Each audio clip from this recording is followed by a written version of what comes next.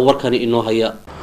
kulan ay isugu yimaadeen dhalinyaro isugu jirta ardayda jaamacadaha iyo shaqaalaha kala duwan oo dhammaantood matalaya dhalinyarada koonfur galbeed ee Soomaaliya oo iyagu ka qayb qaadanayay shirka dhismaha dawlad goboleedka koonfur galbeed ee Soomaaliya ee haatan ka soconayo xarunta ADC ee magaalada Baydhabo ayaa soo dhaweeyay habsami u socodka shirka iyo waxyaabihii ugu dambeeyay ee shirka uu ku guuleystay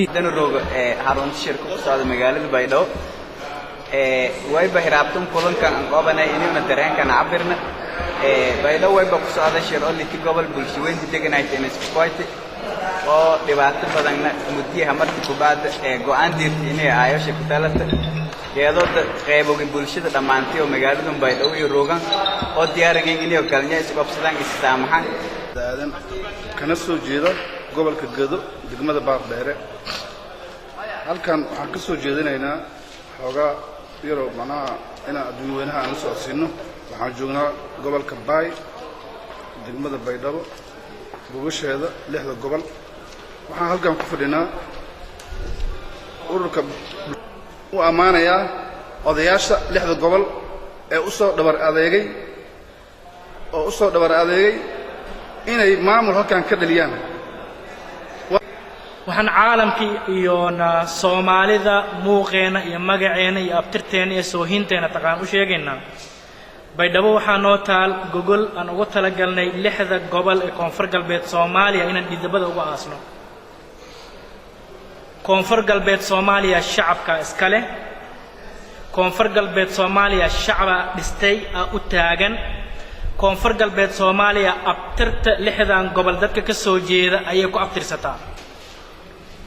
adduunyada waa laga tagay in la isgumaysto in amar la siiyo in la isjoobo waa laga tagay adduunyada moderated way qofku xor waaye asaga xora ayada xora aadanaho dhan wuxuu dhashay asagoo xora dunidana wuxuu xaq ugu leeyahay asagoo xora inuu joogo tan kale madaxweynaha dawladda federaalka Soomaaliyeed waa muwaadin Soomaaliyeed waa nin wax yaqaana maalintan dooranayna waxaan dhahaynay madaxweyne civil society ka yimid og baahida Soomaaliyeed og xuduudaha Soomaaliyeed og gobolada sida loo kala dego ayaa yimid hadda neecaw loo bixi doona tusaalaha ugu dhawaan soo qaato Xasan Sheekh Maxamuud madaxweynaha Soomaaliyeed waxaan keenayaa booska ani hadda aan taaganahay Xasan ahaan aan keeno oo nin civil society oo shicib aan geeyo booskiisa anna aan tago booska asaga oo jooga madaxweynaha haddaan adaan lixay adooul galgalato ninaan dhulkaas u dhalan madaxweyne ugu dhigi lahaa dareenkiisa soo noqon lahaa waxaan jeclaan lahaa inaan xogaa u iftiimiyo arrimaha ku saabsan nidaamka federalismka waxa uu kala baxaa laba qaybood oo waaweyn habka loo yaqaan unitary system oo habka urursan oo dawladda dhexe awood ay u leedahay dhammaan wixii maaragtay awoodaha hoose sida dawladaha hoose oo dhan ay xukunto gobolada iyo degmooyinka ay soo magacawdo iyada ilaa ay kan ugu hooseeyo minishimbiga oo dhulka xaaqaaya inay dawladda soo magacawdo habkaas waxaa loo yaqaanaa centralized waana unitary system oo federal maaha laakiin habkan ay hadda la waafaqay ee charterka oo ahdiga kumeelgaarka Soomaaliya ay ansixisay ay qaateen wuxuu sheegayaa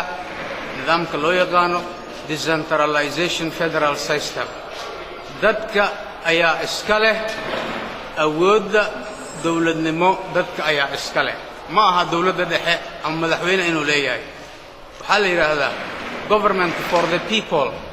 by the people of the people that's the democracy rabitaanka shacabka haddii dawladda ay ka shaqayn weyso taas ma shaqaynayso dimuqraadiyadu waxay dalbanaysaa rabitaanka shacabka dhalinyaradan ayaa sidoo kale dawladda Soomaaliya ugu baaqay in ay taageerto shirka muddada sanadka ee ka soconayay magaalada Baydhabo ayagoona beesha caalamka ugu baaqay in ay fiiriyaan rabitaanka shacabka Soomaaliyeed